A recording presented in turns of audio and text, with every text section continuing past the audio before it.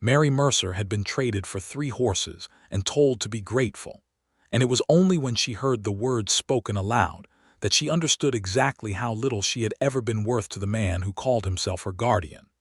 The sun had not yet crested the ridge above Dusty Creek when Hector Calloway shook hands with a cattle rancher named Douglas Webb and sealed the arrangement that had been forming for weeks like a storm gathering on the far side of the mountains. Mary stood at the edge of the yard in her gray cotton dress, the one with the frayed hem she had mended twice, and she watched the 3 horses being led through the gate of the small homestead she had lived in since she was 12 years old, when her mother had died of fever and left her in the care of her mother's second cousin and his wife. That second cousin was Hector Calloway. The wife was long gone. And Mary was 22 years old, standing in the dust of a Colorado morning in the year 1879, watching the price of her future walk through the gate on 4 legs per animal. Douglas Webb was 53. He had the kind of face that looked like it had been left out in weather for too long, creased and reddened, with small eyes the color of dried mud. He ran a cattle operation 2 days' ride east of Dusty Creek, a wide spread of land in the San Luis Valley that needed a woman in the house, and he had decided that Mary Mercer would be that woman. He had not asked Mary. He had asked Hector. Hector Calloway walked back across the yard with a lightness to his step that made Mary's stomach turn. He was a thin man in his mid-40s, with a drooping mustache and hands that had never quite mastered the distinction between what belonged to him and what did not. He had taken Mary in because it was expected of family, and he had managed her for the past 10 years the way a man manages livestock he never intended to keep forever, waiting for the moment when something better might be gained by letting it go. He stopped in front of her and said, "You will be riding out with Douglas in the morning. You will conduct yourself properly, and you will be grateful for the opportunity." Mary looked at him for a long time without speaking. She had learned over 10 years that silence was a weapon Hector did not know how to fight because it gave him nothing to push against. "He is a stranger," she finally said. "He is a man of means," Hector replied. "Which is more than you have any right to expect." She did not ask if she had any choice in the matter. She had learned, too, that some questions are not questions at all but only the formal acknowledgement of a cage. She went inside and sat on the edge of her narrow bed and looked at the few things she owned. A Bible that had belonged to her mother, its spine cracked from use. A small tin comb with 3 teeth missing. A shawl that had once been rose-colored and was now the pale memory of Rose. She folded everything she had into a flour sack and set it by the door, and then she sat back down on the bed and looked at the ceiling and listened to the sound of the 3 horses in the yard, shifting and blowing in the early morning cool. She told herself she was not going to cry. She told herself this more than once, and it did not work, but she cried quietly, which was a habit she had developed young, and by the time the supper hour came, she had put everything away inside herself where Hector could not see it. Douglas Webb ate supper at their table that night and spoke mostly to Hector about cattle prices and the state of the roads east of the mountains. He glanced at Mary twice during the meal, both times the way a man looks at a piece of furniture he has purchased and is satisfied with but does not feel the need to admire. He did not ask her a single question. He did not address her by name. After supper, Mary washed the dishes in the basin and listened to the 2 men talking in the next room, and she made herself a promise in the quiet of the kitchen, standing with wet hands and a clean plate, that she would find a way out of this. She did not yet know what that way would look like. She only knew that the promise had to be made, because without it she would stop being herself and become instead whatever Douglas Webb decided she should be, which was the same thing that had been happening to her for 10 years in this house, only it would be worse now and permanent. She said the promise out loud in a whisper. "I will not stay." The night pressed around the small house, and the stars came out hard and cold over the Colorado mountains, and somewhere in the yard, one of the 3 new horses stamped its hoof in the dark. The morning came fast, the way mornings do when you have not slept. Mary was dressed and standing at the door before the sun was fully up, the flour sack in her hand, and Douglas Webb came out of the barn where Hector had let him sleep and looked at her and nodded as if everything were proceeding correctly. He hitched his wagon and brought it around to the front of the house, and Hector stood in the doorway with his coffee. "Be grateful," Hector said again, as if the repetition would make it true. Mary looked at him one final time. There was so much she could have said. There was 10 years of it stacked up and waiting. She said nothing. She picked up her flour sack and climbed up onto the wagon seat without accepting Douglas Webb's offered hand, and she sat straight-backed with her eyes on the road ahead as the wagon rolled out of the yard and the homestead where she had spent her unhappy decade disappeared behind her. Douglas Webb was not a cruel man in the dramatic way. He was cruel in the way that comfortable men often are, which is to say that he had never bothered to consider that the people serving his convenience had inner lives of any significance. He talked during the ride about the land and the cattle and what he expected the household to look like. He talked about a previous housekeeper who had not worked out. He talked about the quality of the horses he had just acquired and said they were good stock, a fair price for what he was getting. And then he seemed to catch himself and glanced sideways at Mary with a flicker of something that might have been awkwardness if he had been a more self-aware man. Mary watched the land. She had always loved the Colorado landscape in a way that had survived everything else. The mountains that stood like old promises against the sky, the wide stretches of valley grass, the way the light fell different out here than it did anywhere else she had ever seen, which admittedly was not many places. She watched it all, and she stored it away inside herself for later. They stopped at noon by a creek to water the horses. Douglas climbed down and stretched his back and walked to the water's edge, and Mary remained on the wagon seat and looked at the road ahead and the road behind. The road behind led to Dusty Creek, which was no better than where she was going.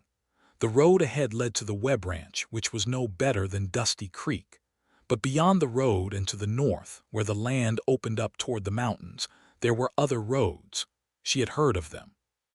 She had read about them in her mother's Bible's margins, where her mother had sometimes written small notes about places she had heard of or wished to go. Santa Fe, Denver. The railway towns where a woman with skill and courage might find honest work and make her own way. She was still looking at the northern horizon when she heard hoofbeats. There were 3 riders coming up the creek road from the south, moving at a steady pace, not hurried but not idle either. 2 of them were men she did not know, rough-looking fellows in trail-worn clothes. The third was different, and it was the third one she fixed on without entirely meaning to. He rode a dark bay horse with a white blaze on its face, and he sat in the saddle the way some men do who have spent so much time on horseback that it has become simply another way of standing still.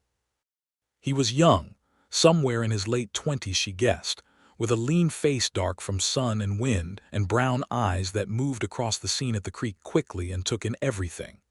He wore a plain work coat and a flat-brimmed hat with a leather cord, and at his side was a badge, a deputy's star that caught the noon light and threw a small bright point across the grass. The 2 other men with him were bound. She saw the rope connecting their wrists to his saddle horn as they drew closer, and she understood that he was a lawman moving prisoners. He pulled up near the creek and nodded to Douglas Webb with the economy of a man who was polite but not interested in delay. "Afternoon," he said. "Mind if we water the horses?" "Help yourself," Douglas said. The lawman dismounted with the rope looped around his forearm and led all 3 horses to the water. As he did, his eyes moved to Mary on the wagon seat, and they stayed there for a moment longer than politeness required, not in a rude way, but in the way of a man who has noticed something that does not fit the picture he expected and is trying to understand why. She looked back at him steadily. She had learned long ago not to drop her eyes just because someone was looking at her. He led his prisoners back from the water and remounted and looked at Douglas Webb. "You heading east?" he asked. "San Luis Valley," Douglas said. "Webb Ranch past the junction." The lawman nodded. "I'm heading to Alamosa. Same road for another 10 miles. Ride along if you like." Douglas said that would be fine, and the small party moved out together onto the road. Mary sat on the wagon seat and the lawman rode alongside at a distance, his prisoners slightly behind him, and she became aware gradually and against her will of the fact that she was watching him more than she was watching the landscape. There was something about the way he carried himself that was different from Douglas Webb, different from Hector Calloway, different from most of the men she had known. He was quiet without being cold. He was watchful without being threatening. He seemed, in a way she could not immediately put words to, like a man who was exactly where he had decided to be, which was a quality she had never had herself and therefore noticed clearly in others.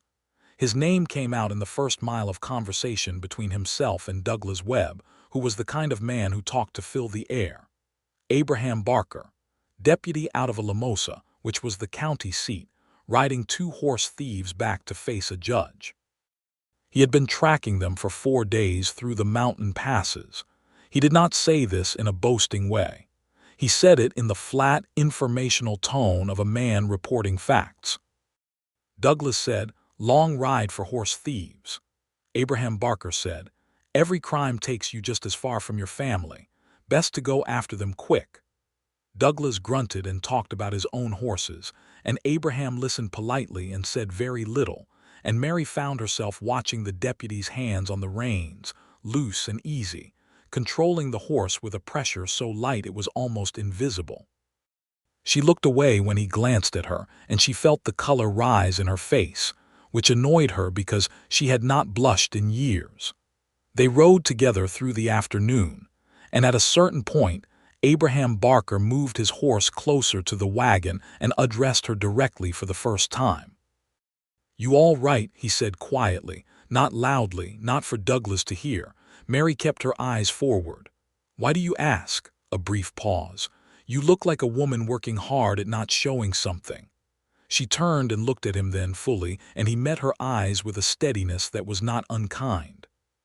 He was closer up than he had seemed from a distance, and she could see that he was perhaps 28 or 29, with a quality of patience in his face that some men wear like an old coat, comfortable and unremarkable. "I am fine," she said. "All right," he said, and he did not press further, which somehow made her trust him more than if he had. They reached the junction where the Alamosa road split from the Webb Ranch road as the sun was lowering toward the mountains, and Douglas Webb pulled the wagon up and said his goodbyes. Abraham Barker touched his hat brim to Douglas and then looked at Mary one last time, and she looked back, and there was a conversation in that exchange that neither of them had the words for yet. Then the wagon rolled east, and the deputy rode south toward Alamosa, and the moment closed like a door. Mary thought about that look for the rest of the ride. The Webb Ranch was exactly what Douglas had described and nothing more. A large main house in good repair, a bunkhouse for the hands, several outbuildings, a barn that was better maintained than the house because Douglas valued his horses over most things. There were 4 cowhands on the property, rough and working men who looked at Mary with varying degrees of curiosity and then went back to their tasks. There was an older Mexican woman named Doña Clara who had been cooking for the ranch for 3 years, and she looked at Mary's flour sack and her gray dress and her careful, expressionless face, and led her to a small room off the kitchen without comment. And that small silence of understanding was the kindest thing Mary had received all day. Over the following 2 weeks Mary worked hard because it was what she knew how to do, and because staying busy kept the shape of her own life from pressing too heavily on her. She cooked and cleaned and helped Doña Clara with the garden, and she was careful and correct with Douglas Webb in the way a woman is careful and correct when she is moving through a situation she has not yet found the exit from. Douglas spoke to her at meals and sometimes in the evening. He was not violent. He was not precisely unkind. But he had a way of looking at her that made her feel like something he had acquired, and when he said once that they would be married in the spring, she simply nodded and said nothing and went back to the kitchen where she stood at the basin and gripped the edge of it until her knuckles went white. She would not be married in the spring. She did not know yet how she would avoid it, but she knew it with the certainty of her own name. On a Tuesday evening in October, 3 weeks after her arrival at the ranch, a rider came in from the Alamosa Road and left a message with one of the hands, who brought it to the house. It was addressed to Douglas Webb and was a business communication about cattle prices that Douglas read at the table and discussed with his foreman while Mary cleared the dishes. It was an entirely unremarkable event, and she thought nothing of it. What she thought about that night, lying in her small room listening to the wind come down off the mountains, was the deputy's voice. The specific quality of it, low and direct, asking if she was all right, the way no one had asked her that in a very long time. The following week, a man rode to the ranch to buy a horse and stayed for supper as was the custom of the country, and in the course of the conversation, Mary learned that there was a town called Copper Flat 12 miles north along the mountain road, where a general store and a post office had been established the previous year, and where a deputy marshal came through regularly to keep the peace on the northern routes. She did not let her face change when she heard this information. She stored it away inside herself where she kept everything important. 3 days later, she told Doña Clara that she needed thread from the store in Copper Flat and asked if there was any way to get to town. Doña Clara looked at her for a long moment with the particular intelligence of a woman who understands situations without being told, and said that one of the hands rode to Copper Flat every 2 weeks for supplies and was going on Friday. Mary thanked her, and Doña Clara patted her arm once and said in a low voice, "Be careful, child," which meant she understood far more than Mary had said. The hand who rode to Copper Flat on Friday was a young fellow named Wren, barely 20 years old, with a cheerful face and no interest in other people's business, which was exactly the kind of escort Mary needed. They rode the 12 miles in comfortable near silence and arrived in Copper Flat in the early afternoon. Wren tied the horses at the general store and went inside to read off the ranch's supply list, and Mary walked the single main street of the small town slowly, looking for a deputy's badge. She found it in front of the post office, where a man in a work coat was having a conversation with the postmaster. The same flat-brimmed hat, the same dark bay horse tied to the post, the same easy way of standing that she had recognized from a distance on a creek road 3 weeks before. Abraham Barker saw her before she reached him. She watched the moment of recognition cross his face, the slight change in his expression that a person might miss if they were not paying attention, which she was. He said goodbye to the postmaster and turned to face her. "Mary Mercer," he said, and the fact that he remembered her name did something warm in her chest that she immediately worked to contain. "Deputy Barker," she said. "Abraham is fine," he said. "Are you passing through?" "I came for thread," she said, and then, because there was no point in being indirect when time was short, she said, "I also came because I need to speak with someone who might be able to help me, and in 3 weeks riding this country, you are the only person I have met who seems like they might be willing to." He looked at her without any of the surprise or dismissal she had half expected. He said, "Tell me." So she told him. Standing on the wooden sidewalk in front of the Copper Flat post office with the mountain wind pulling at her shawl, she told him about Hector Calloway and the arrangement, and the 3 horses and Douglas Webb, and the spring marriage she would not be having. She told it plainly and without exaggeration because she was not the kind of woman who needed to make things worse than they were to make them serious, and the truth was serious enough on its own. When she finished, he was quiet for a moment. He looked at the mountain road and then back at her. "You are not legally bound to him," he said. "Webb, there is no marriage, no legal contract. He paid Calloway for horses, not for a woman. The law does not recognize what Calloway did as legal transfer of anything." "I know that," Mary said, "but I have no money and no way to travel and nowhere to go." He nodded slowly. He seemed to be working through something, and she watched him do it with a patience she did not entirely feel. "Let me think on this," he said finally. "I am in Copper Flat through tomorrow. Can you come back in the morning?" "I can try," she said. "Then try," he said. "Come to the post office at 9. She looked at him for a moment. "Why would you help me? You do not know me." He held her gaze, and something direct and honest moved in his expression. "You told me the truth and asked for help, and you do not seem like a woman who asks lightly. That is enough for me." She nodded once, quickly, before anything in her face could embarrass her, and she went into the general store and bought her thread. And when she rode back to the ranch with Wren that afternoon, she felt something she had not felt in years, which was the specific and dangerous feeling of hope. She slept badly that night. She went over and over the conversation, looking for the places where it could go wrong, where she had trusted too quickly or misjudged the situation. But she kept returning to his voice and the steadiness in it, and the fact that he had simply said, "Tell me," without qualifying it or softening it into something she had to read past. The next morning she told Doña Clara she had forgotten to buy salt, and Doña Clara, who had not gotten old and wise in rough country by being naive, went directly to Douglas Webb and informed him that she herself needed to ride to Copper Flat for salt and several other supplies that could not wait, and could Mary come along to help carry the parcels. Douglas, who rarely denied Doña Clara anything because she was the best cook he had ever employed, said fine. They rode to Copper Flat together, Doña Clara on a steady old mare and Mary beside her, and Doña Clara talked pleasantly about the garden and the weather and never once mentioned what she knew or suspected, which was the greatest act of generosity Mary had received since her mother died. At the post office, Abraham Barker was waiting at 9 o'clock precisely.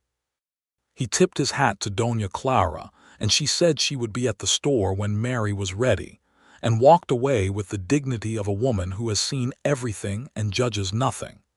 Abraham had a piece of paper in his hand, and he showed it to Mary. He had drawn a small map, neatly done, showing the roads north from Copper Flat toward the railway town of La Veta Pass, where the Denver and Rio Grande railway line ran. La Veta Pass was 60 miles north. The railway could take a person to Denver or south to Santa Fe. From Denver, a woman with skill and nerve could build a life. There were women doing it, he said. Teachers, cooks, seamstresses.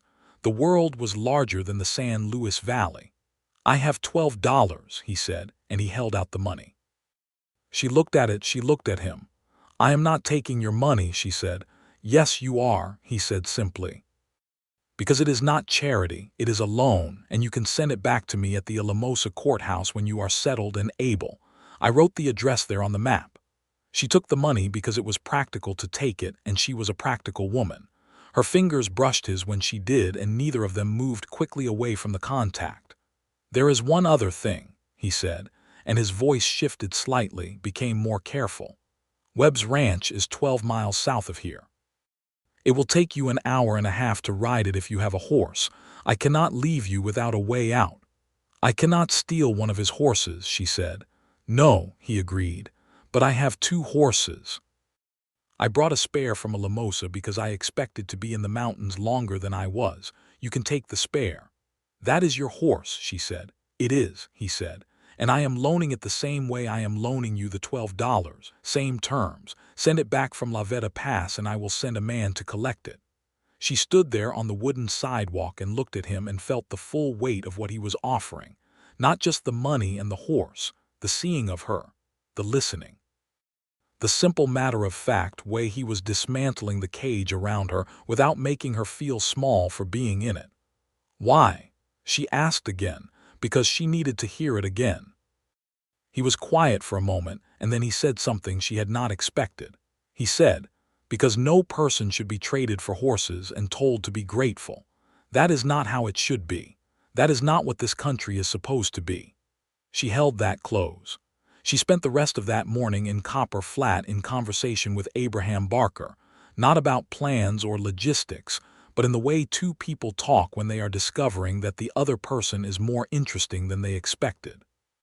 He told her he had come to Alamosa 2 years before from Kansas, where he had grown up on a farm before the farm failed and the family scattered. He had drifted into law work because someone had asked him to help, and he had found he was good at it, and it felt like a purpose, which he had been lacking. He was 29 years old. He had not yet found a place that felt entirely like the right one, which he said without self-pity and without the heavy significance of a man looking for her to fix it. She told him about her mother, who had been a teacher before she married and had read everything she could find and passed the habit on to her daughter. She told him about the margins of the Bible and the small notes about places, Santa Fe and Denver, and the Pacific Coast where her mother had heard the light was entirely different from any other light in the world. She had been carrying those notes in her head for 10 years. He listened the way that particular kind of man listens, which is to say he was entirely present and did not interrupt, and when she finished he said, "You should go see the Pacific Lights someday," and meant it simply, without irony. "Someday," she said, and meant it too. It was getting toward noon when Doña Clara appeared at the edge of the sidewalk with her parcel of salt and stood at a polite distance and said she thought they should be heading back. Abraham walked Mary to where the horses were tied and helped her up without making a production of it, and she looked down at him from the saddle. "Tonight," he said quietly, "after supper, when the house is quiet, ride north on the Copper Flat Road and do not stop. The spare horse is a gray, tied at the back of the livery at the north end of town. I will leave the tack on. The $12 are in the saddlebag." She nodded. "Mary," he said, and when she looked at him directly he said, "Choose where you go. Do not let someone else choose for you again." She rode back to the ranch with Doña Clara, and she was not afraid anymore, which was either courage or clarity. She could not tell the difference from the inside. The afternoon was very long. She moved through it performing all her usual tasks, the kitchen work and the cleaning and the small, unremarkable routines of the ranch. And she moved through them with complete attention, because she understood that this was the last time she would do them, and she wanted to pass through the last hours correctly, with her head clear. Doña Clara pressed a small cloth packet into her hand during the dish washing after supper, and Mary tucked it into her apron pocket and did not look inside until later when she was in her room, where she found $6 more and a folded piece of paper on which was written, in careful Spanish handwriting, a name and an address in Santa Fe. A woman who ran a boarding house and took in working women and helped them find honest employment. The note said in Spanish, "She is good. Tell her Clara sent you."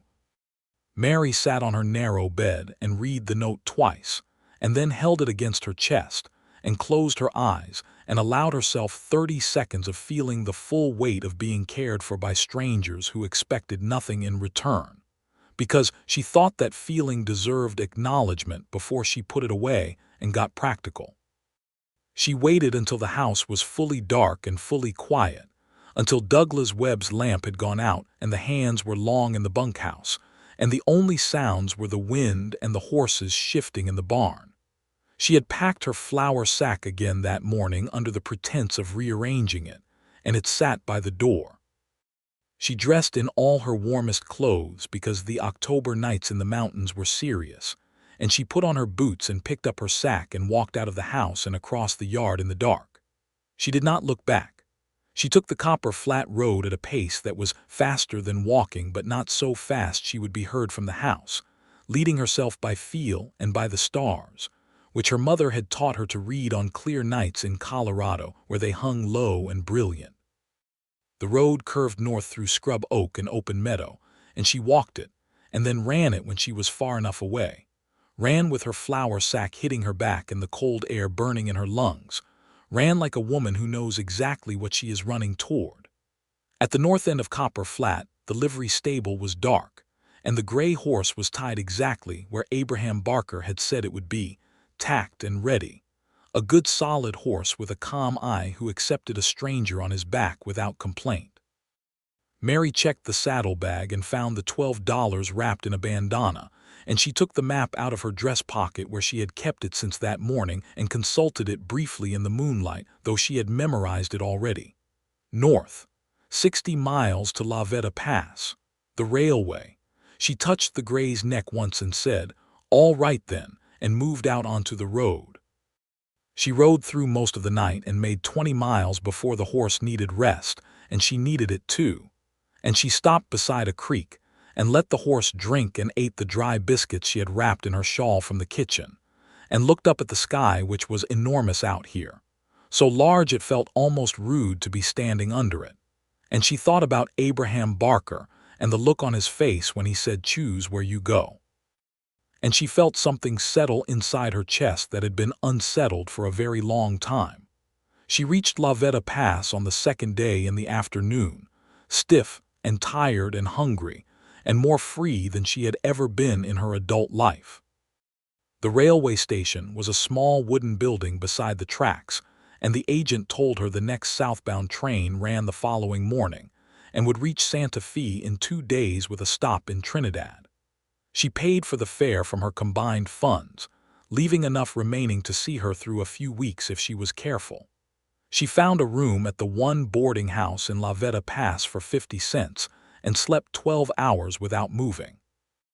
In the morning, she sent the gray horse to the livery with a note for the proprietor explaining that Deputy Abraham Barker of Alamosa would send a man to collect it, and she included $2 for the horse's care, which left her finances tighter but felt correct. Then she sat down at the small desk in her room, and she wrote a letter to Abraham Barker at the Alamosa courthouse. She wrote it carefully, in the good, clear handwriting her mother had insisted she develop, and she said that she had arrived safely and was leaving for Santa Fe on the morning train. She said the horse was at the La Veta Pass livery. She said she would repay the $12 as soon as she was able, and she meant it absolutely. And then she sat for a long time with the pen in her hand before she wrote one more thing, which was that she had not met many people in her life who saw clearly and acted on what they saw, and that she was glad she had met him, and that she hoped the country treated him well. She sealed the letter and posted it at the station and got on the morning train and watched the Colorado mountains move past the window and felt, for the first time in longer than she could remember, like herself. Santa Fe was larger than Dusty Creek and warmer in the way of high desert towns, with adobe walls and cottonwood trees yellowing in the October sun and streets that smelled of cook fires and horses and the particular dry sweetness of the desert. Mary found the boarding house from Doña Clara's note on her second day in the city, a clean establishment on a side street run by a compact and forthright woman named Rosa Aguilar, who read Clara's note and looked Mary up and down and said, "Can you cook, sew, clean, and conduct yourself without causing drama?" Mary said yes to all four. "Good," Rosa said. "You can have the room at the back for $2 a month, and I will introduce you to the dressmaker on the plaza who needs a reliable woman." Within 2 weeks, Mary was working full days for the dressmaker, a Frenchwoman named Madame Berthault who had come to Santa Fe by a route more complicated than Mary's, and who ran her shop with the precision of someone who had survived the world by being more organized than it. Mary had a gift for fine sewing that she had never been given the proper tools or materials to develop, and Madame Berthault recognized it immediately and put her to work on the best pieces, the wedding gowns and formal dresses that went to the most important households in the city. She was paid fairly. She kept the books on what she earned and spent and what she owed, and she put away money each week with the regularity of breathing. By December, she sent a money order to the Alamosa courthouse for $12, addressed to Abraham Barker, with a short note of thanks. She did not expect a reply. She had not given a return address, partly because she was not sure how long she would be at Rosa's boarding house, and partly because she had not entirely decided what a correspondence with Abraham Barker would mean, and she was not ready to make that decision. The reply came anyway in January, forwarded through Madame Berthault's shop, which was where the money order had been cashed, and which was the only address connected to her name in Santa Fe. He had asked the railway agent in La Veta Pass who had sold her a ticket, and the agent had remembered her and said she was bound for Santa Fe, and from there a few polite inquiries at the post office had led to Madame Berthault's shop. She read this explanation in the letter and felt something between admiration and a mild exasperation that was entirely affectionate in character. The letter was 3 pages long. He wrote well, in a spare and direct style that matched the way he spoke. He said he was glad she had arrived safely. He said the gray horse had come back in fine condition. He said the $12 was received, and that made them square, and he hoped she was settled and well. And then he filled 2.5 more pages with observations about the country and his work, and a description of the mountains in winter that was so precisely observed she could have painted it. And at the end, he said he found himself thinking about the conversation in Copper Flat, and that he would be glad to continue it by letter if she was willing. Mary read the letter twice at the shop's back table, and then read it a third time at the boarding house that evening, and then sat with it in her lap, and looked at the fire in Rosa Aguilar's common room grate, and understood that what she felt was not gratitude, which she had already felt and discharged with the $12, but something else, something with more color in it. She wrote back. She wrote 4 pages. The letters went back and forth through the winter and into the spring with a regularity that Rosa Aguilar noticed and commented on with a directness that was the woman's natural mode of communication. She said one morning over breakfast, "This lawman you are writing to, is he a good man?" Mary said that from what she could tell he was a very good man. Rosa said, "Then why are you in Santa Fe and he is in a Limosa?" Mary had no immediately satisfying answer for this. The letters became a part of her life in Santa Fe, arriving every 2 weeks or so, thick with the observations of a man who noticed the world with great attention and had apparently found in her the right audience for those observations. He wrote about the people he met, and the country he rode through, and the small, precise details of his days.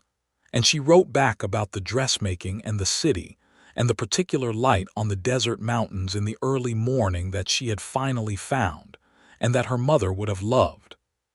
He told her in a March letter that he had spoken to the marshal in a Limosa about a possible appointment to a permanent position in La Veta Pass or the northern routes, which would take him closer to the railway and to Denver, where there was more work for a deputy of his skills.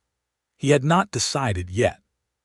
He said nothing about why this might be relevant to her, except that he thought she should know, as if they had entered into an agreement to keep each other informed of their lives' movements, which she supposed they had. She wrote back and said that she had been corresponding with a woman in Denver who ran a fine dressmaking establishment and had expressed interest in her work, and that she might be considering making a move north in the summer. She had not been corresponding with any such woman in Denver, which was a small but meaningful lie that she recognized even as she was writing it, and she felt somewhat irritated with herself for being that transparent and somewhat delighted about it too. His next letter arrived in early April and was shorter than usual but more direct. He said, simply, that if she was considering Denver, then he would like very much to meet her somewhere along the way and continue the conversation they had started in Copper Flat, which he thought about more often than was probably sensible for a man with work to do. Mary read that sentence standing at the shop counter, and Madame Berthault walked past her and said, "Whatever that letter says, your face says it is good news," and went on cutting fabric without stopping, which was the most delicate she ever got. They arranged to meet in La Veta Pass in June, which was the midpoint between a Limosa and Santa Fe on the railway line, and which had a significance for both of them that went beyond geography. Mary arrived on a Thursday afternoon on the southbound train from Trinidad, and Abraham Barker was on the platform. He was wearing his work coat and his flat-brimmed hat and no badge, which she noticed immediately. He had not worn the badge. She thought about what that meant and decided it meant exactly what she hoped it meant, which was that he had come as himself and not as a function.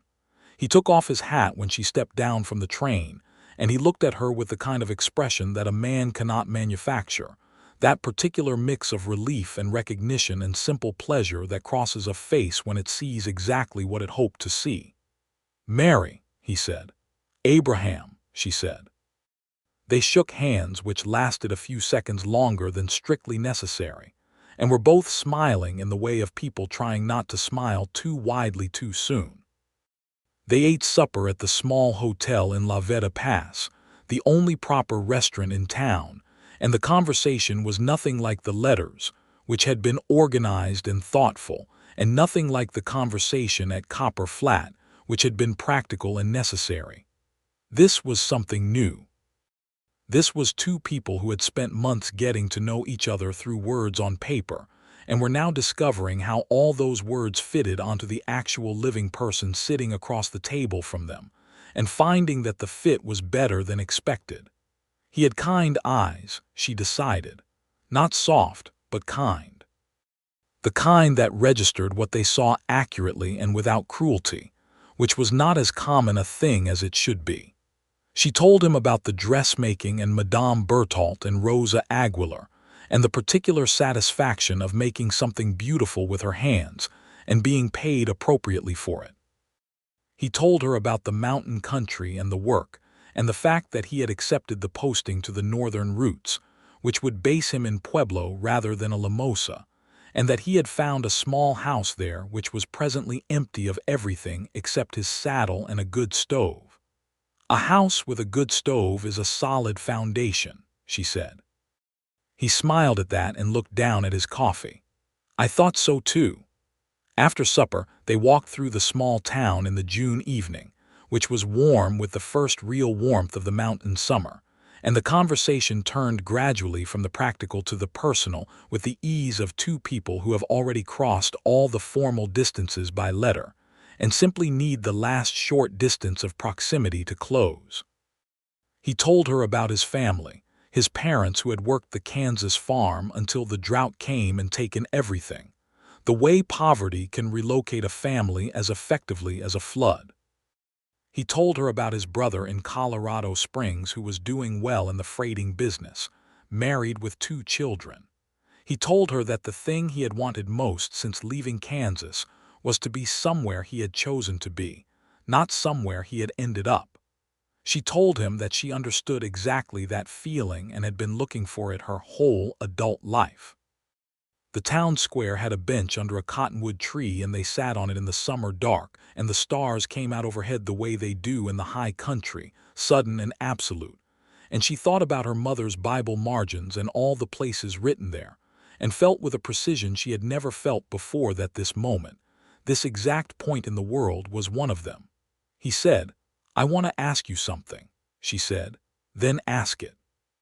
He said, I have been writing to you for 5 months, and I have looked forward to every letter more than I have looked forward to most things in recent memory.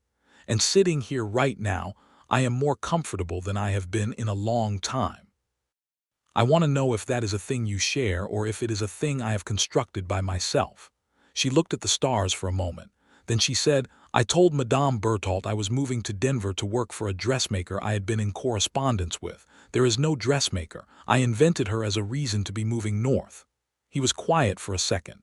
Then he laughed, a real quiet laugh, and she felt it like something warm. All right, he said. Then we share it. We share it, she confirmed. He reached over and took her hand, which was direct but not abrupt, and she let it rest in his and felt the solid reality of it, the warm weight of a deliberate choice made by both of them at the same time. They sat under the cottonwood for a long time, saying nothing that needed to be said, because some things are more truly communicated in silence when the right kind of attention is present. He rode south to Pueblo the next morning, and she boarded the northbound train for Denver. And in the parting they were both quiet in the particular way of people who already know what comes next, and are simply navigating the time between the present and it. Denver in the summer of 1880 was a city that had not yet decided whether it was a rough frontier town or something more organized and intended, and the result was an interesting tension that Mary found energizing after the flat clarity of the Santa Fe desert. She found a room in a boarding house near the central business district and secured work within a week with a dressmaker named Mrs. Patterson, who ran an establishment that served Denver's growing prosperous class, the wives and daughters of the mine owners and railway men and merchants who were making fortunes as the territory grew. Mary's work was good and became better in the months of Denver practice, and Mrs. Patterson gave her increasing responsibility and increasing pay, and by autumn she had saved enough money to begin thinking about things that had previously been thoughts for later. Abraham came to Denver in September. He had arranged to attend a lawmen's convention in the city and rode ahead to tell her, and she met him at the station with the particular feeling of a woman who has been waiting for something she knew was coming, and is not surprised when it arrives, but is fully affected by it nonetheless. Denver suited him, she thought, watching him walk through the station crowds with his long, easy stride. The city was big enough to be interesting and open enough to breathe in, and he moved through it with the same attentive calm he brought to everything. They spent 5 days in the city together, and it was different from La Veta Pass in the way that a thing confirmed is different from a thing suspected. Every day they were together she found him more interesting and more comfortable simultaneously, which she had not known was possible before this, to find someone both engaging and restful at once. He was curious about the city and about everything in it, and she showed him the parts she had come to know, the markets and the parks and the view from the high ridge east of downtown, where you could see the mountains lined up to the west like something impossible. On the 4th day he asked her to marry him. He did it without a great ceremony of words, which suited her perfectly. They were sitting in the riverside park and he said, "I want to make a life with you, Mary. A proper life built on what we both choose. I would like that life to start as soon as you are willing." She said, "I am willing now," he said. "Then now is when it starts." They were married at the Denver courthouse in October of 1880 on a clear, cold day, with the mountains standing white-capped at the western edge of the world. Rosa Aguilar came up from Santa Fe on the train, which she said was entirely for her own pleasure and not sentiment, and sat in the small courtroom with bright eyes.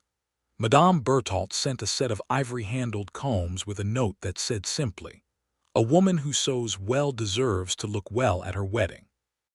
There was no one from Abraham's family at the immediate ceremony, but his brother sent a telegram from Colorado Springs that said, "Finally, bring her to meet us soon." Mary wore a dress she had made herself from blue wool, the best blue she could find in the Denver fabric merchants, and she stood beside Abraham in the courthouse and said the words of the ceremony in a clear voice that did not shake. And when the judge said they were married, she turned and looked at Abraham, and he was looking at her with the exact expression she had seen on the platform in La Veta Pass, that unguarded mix of relief and recognition, only magnified now into something that she recognized as the look a person carries for the rest of their life. He kissed her once, proper and warm, and she took his arm and they walked out of the courthouse into the Denver October afternoon, and he said, "Where would you like to go first?" She said, "Let us walk by the river." So they walked by the river, and that was how it started. Abraham's posting to Pueblo was amended in early 1881 to a full marshal's appointment for the Pueblo district, which was a significant advancement, and also required an upgrade from the empty house with the good stove to a proper residence that could accommodate a marshal and his wife. They chose a white-painted house on a quiet street in Pueblo that had a kitchen garden and a porch facing south toward the mountains, and Mary spent the winter of 1880 into 1881 making it into the thing it had the potential to be, which was a home. She got it wrong in the way that first homes are always somewhat wrong, because you are still learning what you need, and she got it right in all the ways that matter, which is to say it was warm and orderly and reflected both of them rather than only one of them, which is the essential achievement of a shared domestic life. She planted the kitchen garden with practical things, beans and corn and squash, and also with roses because she had decided that practicality was not incompatible with beauty and had been operating as if it were for too long. She wrote to Hector Calloway once, and only once, in January of 1881, a letter of 6 sentences. She informed him that she was married to Marshal Abraham Barker of the Pueblo district, that she was well and permanently settled, that she bore him no specific malice but also no further obligation, and that she expected no reply. She did not receive one. She did not expect to. She wrote to Douglas Webb as well, which was harder to compose but ultimately simpler, because Douglas was a practical man, and the situation was practically resolved, and there was nothing left to negotiate.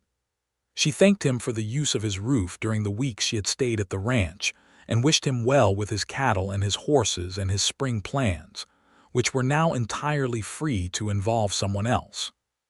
He did not write back either, which was the most dignified response he had managed across the entire acquaintance. In the spring of 1881, Mary received a letter from Doña Clara in the San Luis Valley. Clara had left the Webb Ranch at the end of the previous year, gone to live with her daughter in Taos, and wrote to tell Mary this, and to say that she was glad Mary had gotten free and had gotten herself something real. She included a receipt for a slow-cooked chicken dish that she said was essential knowledge for a woman living in the cold country, and Mary read it twice and cooked it that night for Abraham, who said it was the best thing he had eaten since the last thing she had cooked. She wrote back to Clara with the news of the marriage and the house and the kitchen garden and the roses, and she said thank you properly this time, for the $6, and the name on the folded paper that had given her a door to walk through in Santa Fe. Clara's reply was short and warm and said she was glad, and that was the end of that thread, tied off clean and complete. The first year of their marriage was a revelation to Mary, not because it was perfect, because it was not, but because the imperfections of it were the navigable kind. They disagreed about money management and negotiated a shared system that worked for both of them. She found his tendency to bring his work home in the form of case papers spread across the kitchen table genuinely irritating and told him so, and he acquired a desk and moved the papers there. He found her habit of reading until very late, and then being tired in the mornings a challenge to his own early rising schedule, and said so, and they worked out an accommodation. These were the ordinary frictions of two people becoming genuinely joined, and they handled them with the same basic quality that had characterized their entire acquaintance, which was a willingness to tell the truth and a confidence that the truth could be heard.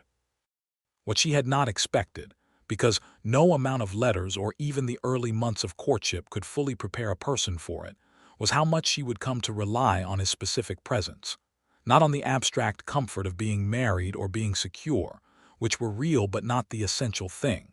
The essential thing was him, the particular way he saw the world and described it, the way he listened, the unhurried quality of his attention that made everything he gave it to feel worth the attention. She told him this one evening on the south-facing porch as the mountains went pink and orange in the sunset, which they did sometimes in a way that seemed almost improper in its extravagance, and he looked at her for a moment and then said, "I have been trying to put into words what it is about you, and I cannot get it down to less than everything." She laughed, which surprised her. She had not expected something so direct, and she had not expected it to be funny, and she had not expected to feel, at 23 years old, that laughter and love were the same thing in different forms. But there it was. She kissed him on the porch in the last of the mountain sunset, and the evening birds were moving through the garden, and somewhere down the quiet street, a neighbor's dog was making its opinion known about something, and Mary Barker, who had been Mary Mercer and had been traded for 3 horses and told to be grateful, thought that this was what her mother had been writing about in the Bible margins. Not the specific places, not Santa Fe or Denver or the Pacific Light. The feeling of being exactly where you chose to be, with exactly who you chose, having made that choice freely and fully. That was the place. Abraham was made full United States Marshal for the Pueblo District in November of 1881, a formal appointment signed by the appropriate authorities, and it was a significant moment that he took with typical quietness, accepting the appointment, taking the paperwork, riding home to tell Mary. She cooked a good dinner and they celebrated properly, just the two of them at the kitchen table with the lamp turned up and a bottle of wine Abraham had bought at the merchant's on the main street, which she had never had before and which tasted like something complicated and worth thinking about. She said, "Marshall Barker." He said, "Mrs. Barker." She said, "I like the sound of that, both of them." "So do I," he said, and poured her another glass. Their first child was born in the autumn of 1882, a boy they named Thomas Mercer Barker, Thomas for Abraham's grandfather and Mercer for Mary's mother's family name, which she had wanted preserved somewhere. Thomas arrived with a great deal of dramatic announcement, and then immediately settled into a stolid and contented disposition that he clearly derived from Abraham.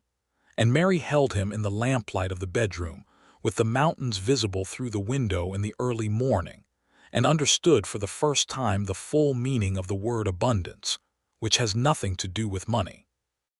Abraham sat beside the bed with his elbows on his knees and his hat in his hands and looked at his son with an expression Mary had not seen on him before, wholly unguarded, entirely open, the look of a man who has been expanded by something that has no name yet. "He is perfect," Abraham said. "He is extraordinarily loud for someone so small," Mary said. Abraham laughed, and Thomas, as if in response, made an assertive noise that seemed to validate both observations. Rosa Aguilar came up from Santa Fe on the train to meet Thomas and stayed 3 days and pronounced him excellent, and taught Mary 3 more essential recipes, and rearranged the kitchen with a precision that improved it measurably, and went home. Madame Berthault sent a small blanket of fine white wool with a note that said she was pleased to hear the news and that she trusted Mary was not forgetting her craft, as talent was not improved by neglect.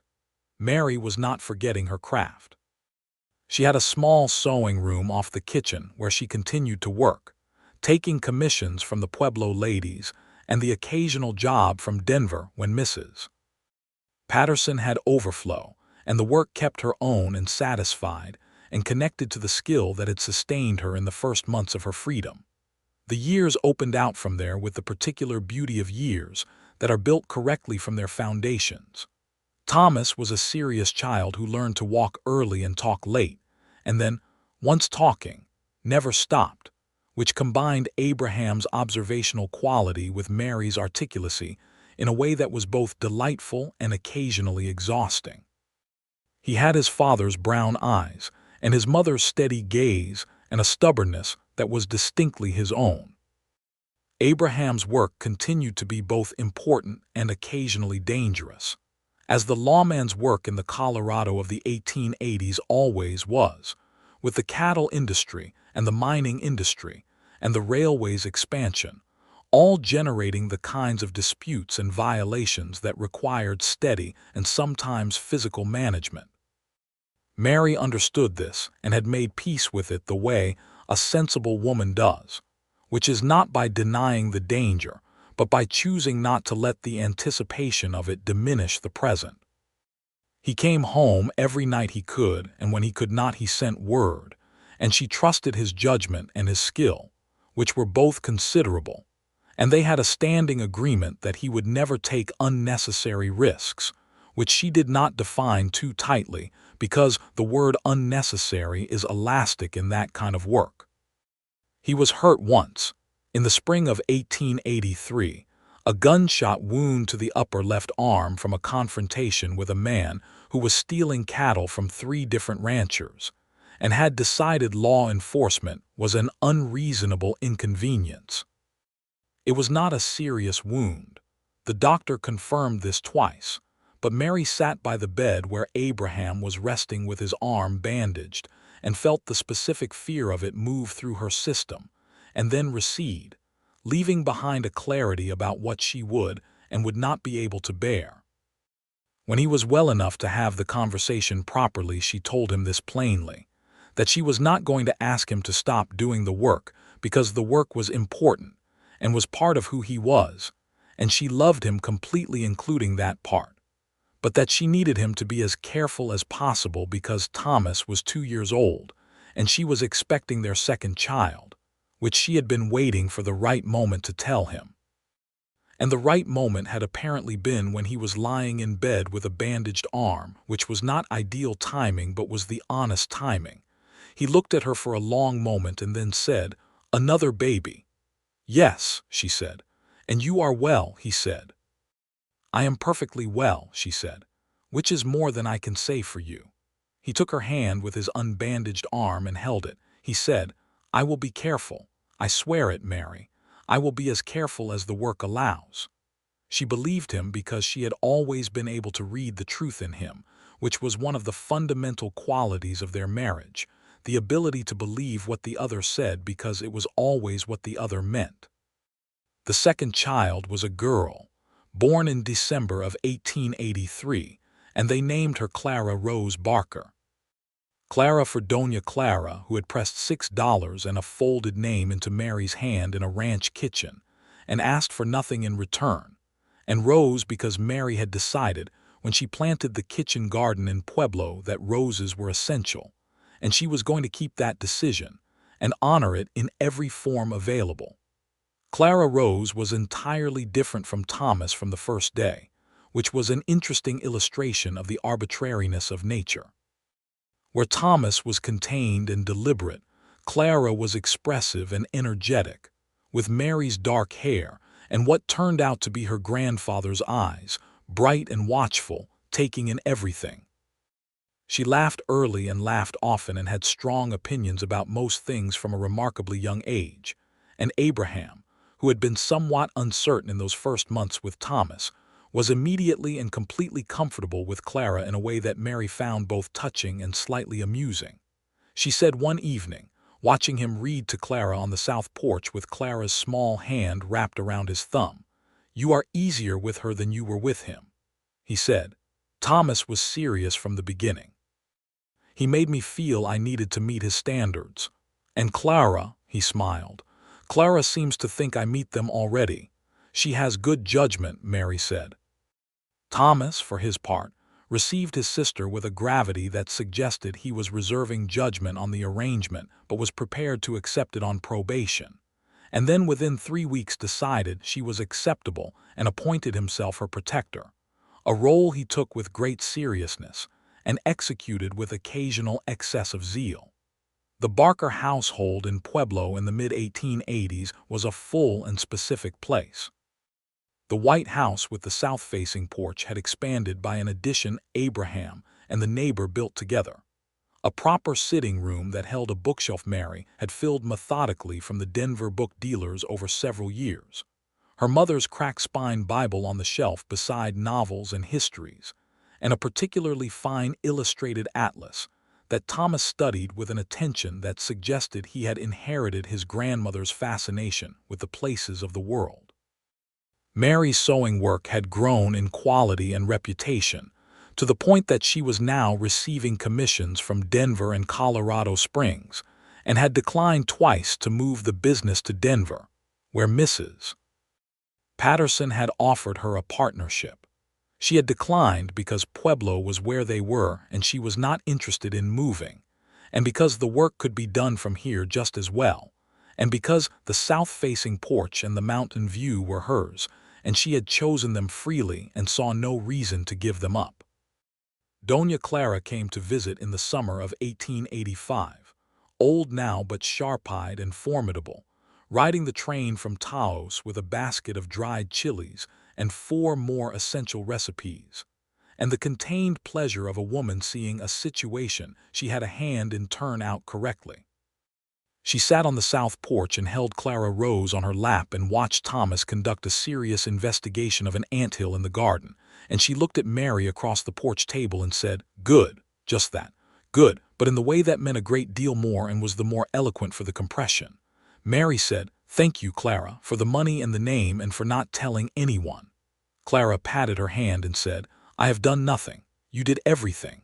I only opened a door." "Sometimes the door is everything," Mary said.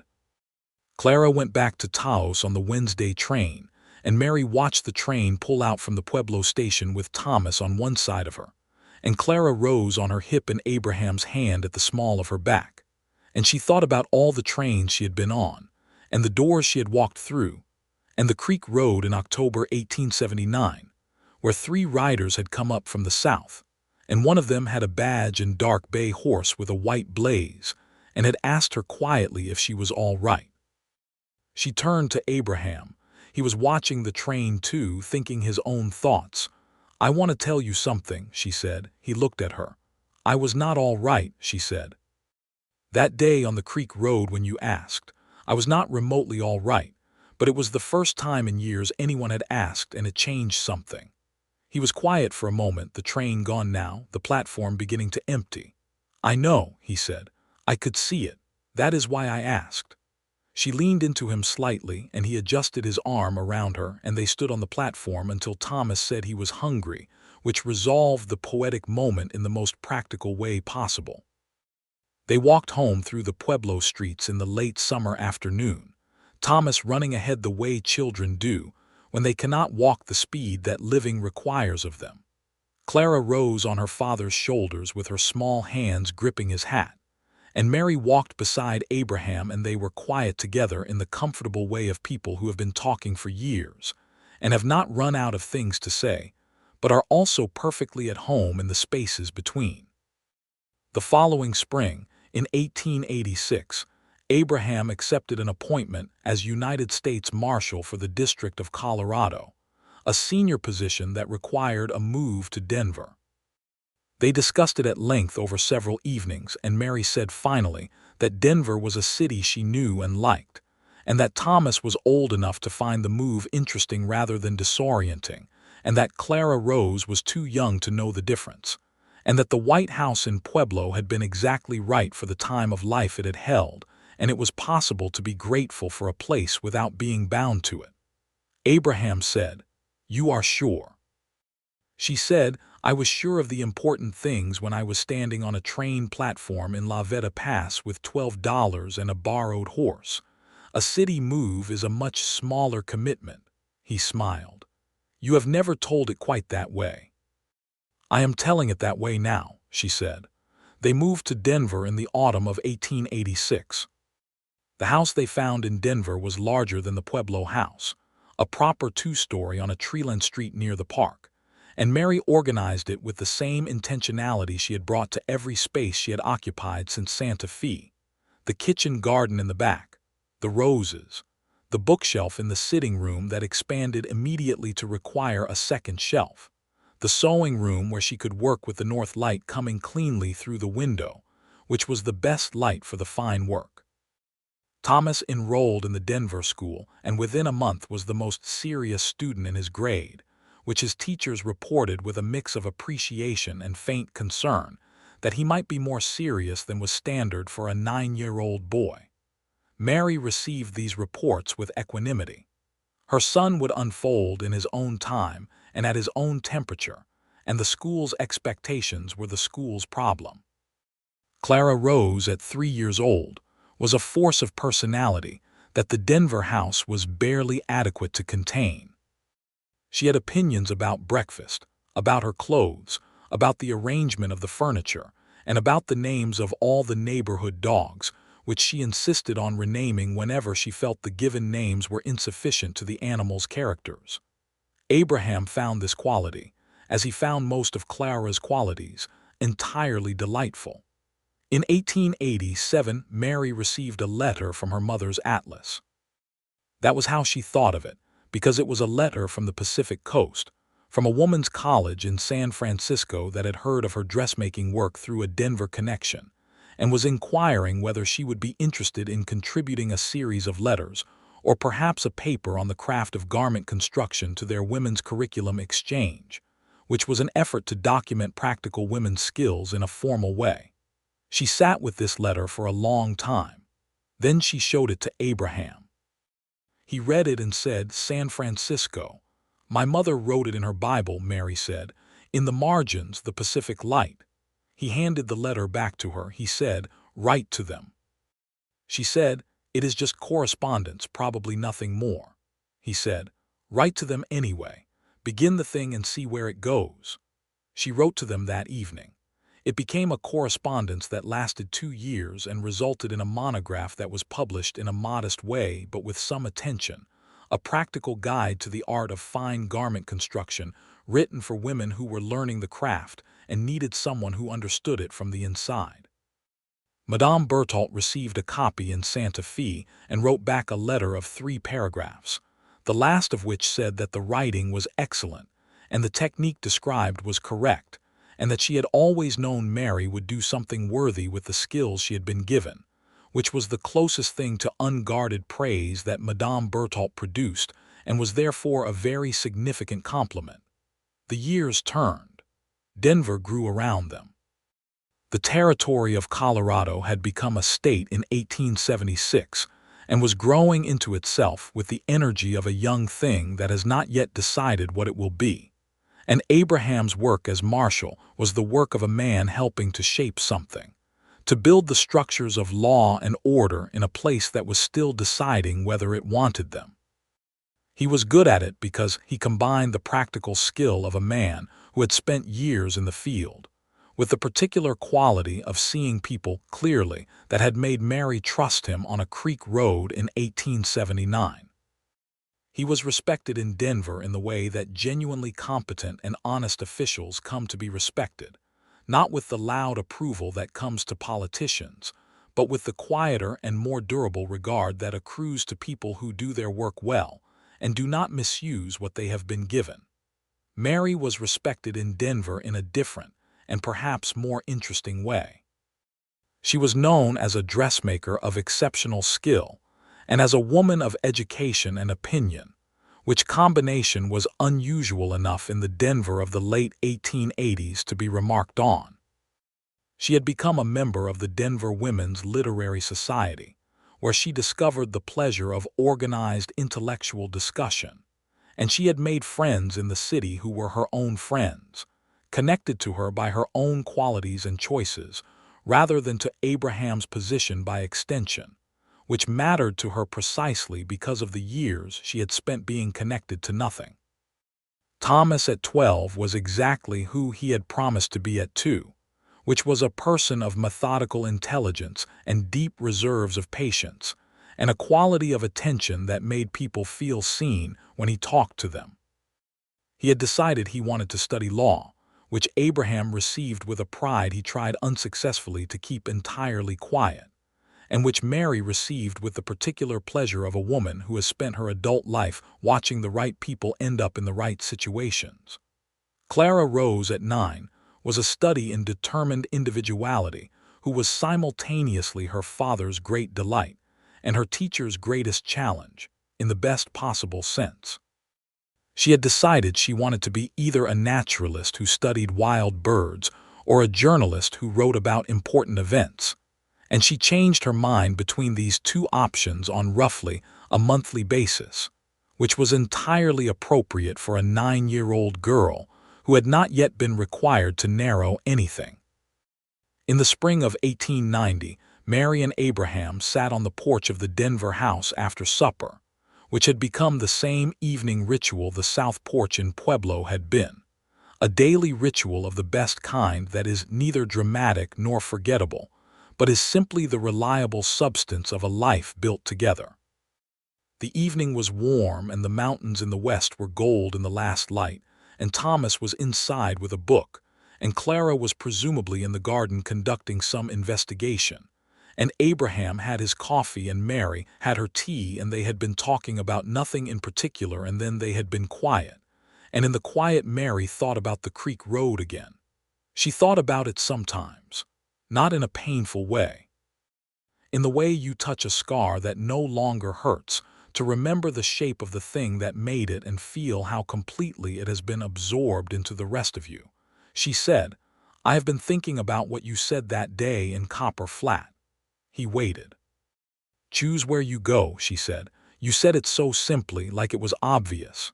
"It was obvious," he said. "It seemed like something you needed to hear. I did not know then whether I was the right person to say it or not." "You were," she said. A pause. "Then I was also, if I am honest, trying to find a reason to see you again."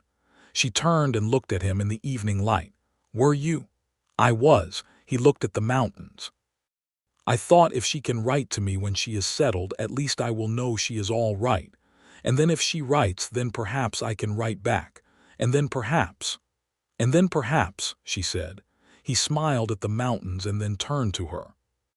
11 years, 2 children, a life built from nothing. And he still had the same quality in his face when he looked at her, that specific mix of recognition and warmth that she had first seen on a platform in La Veta Pass, and which had never yet become routine. She took his hand the way she had taken it under the cottonwood tree in La Veta Pass, and he held it in the way that meant the same thing it always had, which was everything. Clara's voice came from the garden then, identifying some bird with the authority of a leading naturalist, and Thomas called from inside with a question about a legal term he had encountered in his reading, and the evening resolved from something poetic into something entirely domestic and absolutely real. Mary looked at the mountains in their final gold and thought about her mother's Bible margins, all those small notes about places and light, and thought that the Pacific light was probably as extraordinary as her mother had heard, and that someday she would see it, and that she would take Abraham and Thomas and Clara, and they would all stand on the Pacific coast and look at the light together, and she would tell them about the woman who had written it in a Bible margin and never gotten there herself. And that telling would be its own kind of arrival. Thomas shouted again about the legal term. "Tort," Abraham called back. "Look at the second page." "Thank you," Thomas called in the tone of a boy already mostly a lawyer. Clara appeared at the garden gate with mud on her dress and a triumphant expression and a small dead sparrow held with the delicacy of a treasure. "It has a banded wing," she announced. "I have never seen a banded wing. I am writing it in my book." Abraham said, "Very good, wash your hands after." Clara disappeared back into the garden, mission accomplished. Mary looked at Abraham, and he looked at her, and they both smiled in the way of parents who have been surprised by the same child for 9 years and have not yet run out of surprise, which is the best thing that can be said about a child and about the people who are given the good fortune of raising her. The lamp in the sitting room window came on as Thomas lit it for his reading, and the mountain sunset went from gold to rose to the deep blue of the Colorado evening, and the Barker house on the Denver street settled into its evening sounds, the wood of it contracting in the cooling air, the dog down the street, the distant hum of the city growing around them. Mary thought about what a thing had become. She thought about the flour sack by the door of the Webb Ranch and the gray horse at the La Veta Pass livery, and the Santa Fe train and Rosa Aguilar's boarding house and Doña Clara's folded note. She thought about $12 in a bandana in a saddlebag, and the address of the Alamosa courthouse written small and neat on the edge of a hand-drawn map. She thought about the cost of her passage from one life into this one, and she found that what she felt was not grief for the lost years and not anger at the people who had made them necessary, but only the clean and settled satisfaction of having traveled the full distance and arrived somewhere entirely her own. She was here. She had chosen this, every single part of it. Abraham squeezed her hand once and said nothing because there was nothing that needed to be said, which was one of the things she had always loved about him, his ease with the things that were true enough to speak for themselves. The evening star came out over the mountains. Inside, Thomas turned a page. In the garden, Clara Rose discovered something new. And Mary Mercer Barker, who had been traded for horses once and told to be grateful, sat on her porch in the last of the Colorado evening light and was grateful, deeply and specifically, and of her own exact free will, for every single thing that was true.